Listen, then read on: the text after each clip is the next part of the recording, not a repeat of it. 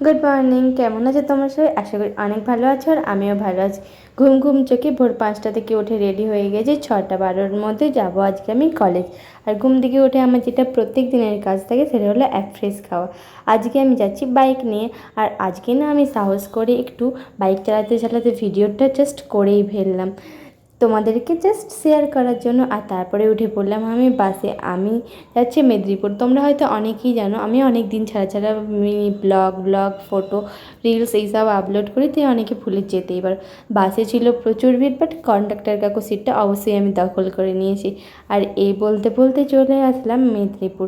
আজকে আমি পুরো লেট ছিলাম, 9টা 50-এ এসে গেছি এখন মেসে। বাট আগের অভ্যাসটা তো রয়েই গেছে, টিউশন থেকে তাড়াতাড়ি করে বাড়ি ফিরে স্কুলের জন্য রেডি হও।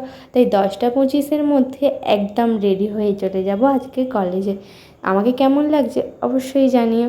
তো চলে এসেছি কলেজে। আর কলেজে এসে দেখি এখনও স্যার আসেনি। তো তারপরে আমাদের ক্লাস শুরু হয়ে গেল। তোমাদেরকে দেখানোর জন্য লুকিয়ে ভিডিও করেছি অনেক কিছু। আর এই দেখো ছিল আজ, এটা ছিল আমাদের ফিজিক্স ল্যাব। তো ফিজিক্স ল্যাবে অনেকক্ষণ কাজ করার পর, প্রায় 2 ঘন্টা কাজ করার পর অবস্থা ছিল পুরো বেহাল। আর তারপরে ওখান থেকে বেরিয়ে সবার অবস্থা পুরো কঠিন। সবাই বলল যে আমাদের একটু ভিডিও কর। আমিও ভিডিও করতে খুবই ভালোবাসি, তাই ভিডিওটা করে নিলাম। তারপর নিজেকে রিফ্রেশ করতে চলে গেলাম এইচএফসিতে।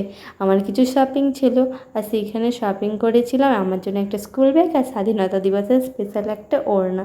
তারপরে নিজের পেটটা ভরিয়ে খাওয়া দাওয়া করে আজকের ডেলি ব্লগটা শেষ করছি। ভিডিওটা কেমন লাগলো অবশ্যই জানাবে। দেখা হবে নেক্সট কোনো মিনি ব্লগে। আর তোমরা যদি আমার এই ভিডিওটাকে অনেক অনেক ভালোবাসা দাও আর 100টা লাইক করে দাও, তাহলে আমি রোজ ডেলি ব্লগ দেবো। তো আজকের মতো এতটাই, টাটা।